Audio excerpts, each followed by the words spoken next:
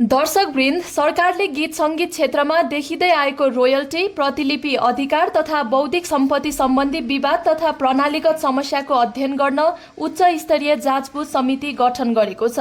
संस्कृति, पर्यटन तथा नागरिक उड्डयन मन्त्रालयको निर्णय अनुसार संगीतकार लक्ष्मण शेषको अध्यक्षतामा 5 सदस्यीय समिति गठन गरिएको हो। मन्त्रालयले प्रधानमन्त्री तथा मन्त्री परिषदको कार्यालयको ध्यानकर्षणपछि उक्त निर्णय गरेको जनाएको छ। समितिलाई 10 दिनभित्र प्रतिवेदन पेश गर्ने कार्यदेश दिएको छ। समितिले विशेष गरी गीत सङ्गीत क्षेत्रमा देखिएको प्रतिलिपि अधिकार उल्लङ्घन, अनधिकृत प्रयोग तथा डिजिटल र भौतिक माध्यमबाट हुने दुरुपयोगका विषयमा विस्तृत अध्ययन गर्नेछ।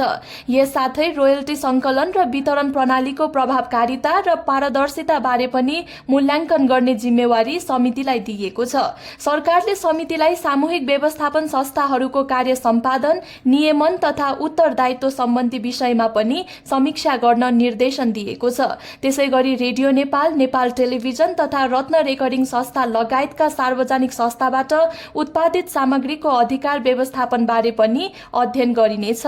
गीत सङ्गीत उद्योगको समग्र विकास, डिजिटल प्रविधिको सुरक्षित प्रयोग तथा स्रष्टा कलाकार र व्यवसाय बीचको सम्बन्ध सन्तुलित बनाउन आवश्यक नीतिगत र कानुनी सुधारका सुझाव पनि समितिले दिने भएको छ।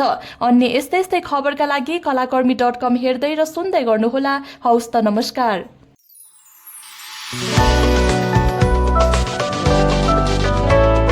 कलाकर्मी.com, सधैँ ताजा अपडेट।